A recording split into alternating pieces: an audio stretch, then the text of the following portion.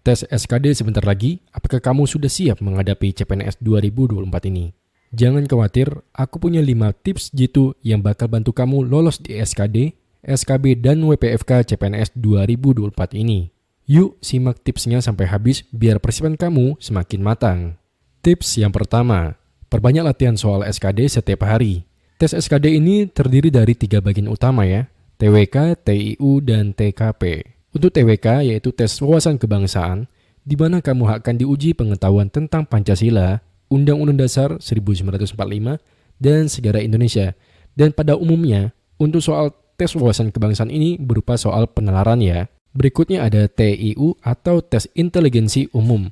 Tes TIU ini fokus kepada kemampuan berpikir logis, analitis, dan numerik.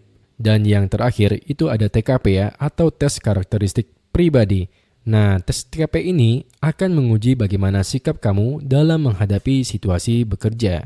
Nah, jadi tips yang pertama ini sangatlah penting ya kawan-kawan. Jangan lupa ya untuk luangkan waktu kamu belajar pada masing-masing bagian ini setiap harinya. Tips kedua, pelajari materi yang relevan dengan formasi jabatan yang kamu lamar di SKB. SKB ini adalah seleksi yang fokus pada kompetensi bidang sesuai dengan pekerjaan yang kamu inginkan. Jika kamu melamar di bidang hukum, maka kamu wajib banget nih untuk pelajari materi-materi hukum terbaru. Kalau kamu di bidang IT, perbanyak latihan soal seputar coding, jaringan, dan perangkat lunak. Selain itu, tes SKB ini biasanya menggunakan CAT ya. Jadi, biasakanlah dirimu dengan sistem ini agar lebih nyaman saat ujian nanti. Dan berikutnya, untuk tes SKB formasi SLTA, ini terdapat tes Samapta ya kawan-kawan. Tes Samapta ini terdiri dari lari 12 menit, push up, sit up, pull up, dan chaining bagi wanita ya. Serta diakhiri dengan tes shuttle run. Jadi, ini sangat penting ya. SKB terdapat 2 macam, ada SKB CAT dan SKB Samapta untuk formasi SLTA. Kamu wajib banget untuk mempelajari kedua hal ini agar bisa kamu lolos ke tahapan berikutnya. Tips ketiga, setelah kamu melalui tes SKB, CAT ataupun Samapta, kamu akan menghadapi tes psikotes. Jadi, jangan lupa ya untuk siapkan diri kamu dalam menghadapi tes psikotes ini.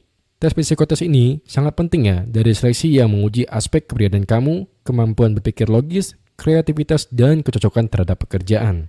Jadi, kamu wajib banget nih untuk melatih dirimu dengan simulasi soal-soal psikotes yang umum, seperti tes logika, tes gambar, dan tes kepribadian. Saat mengerjakan soal psikotes ini, kamu wajib tetap tenang dan fokus pada instruksi. Perlu diingat, tidak ada jawaban salah atau benar di beberapa bagian psikotes. Yang penting adalah jujur dan menjadi diri sendiri. Berikutnya, tips yang keempat. Jangan lupakan untuk persiapan wawancara penguatan fisik dan keterampilan atau yang dikenal sebagai WPFK.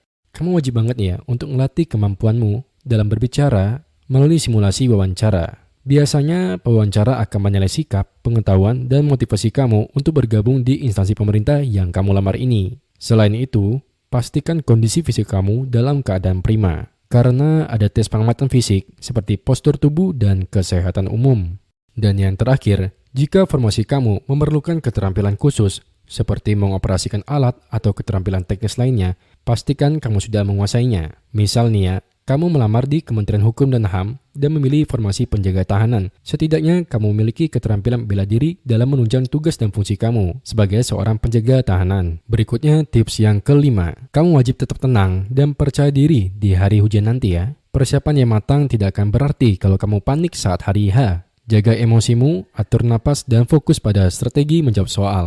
Jangan terburu-buru, baca soal dengan teliti dan pahami setiap pertanyaan sebelum menjawab. Jangan lupa, kalau ada soal yang sulit, lewati dulu dan kembali lagi nanti.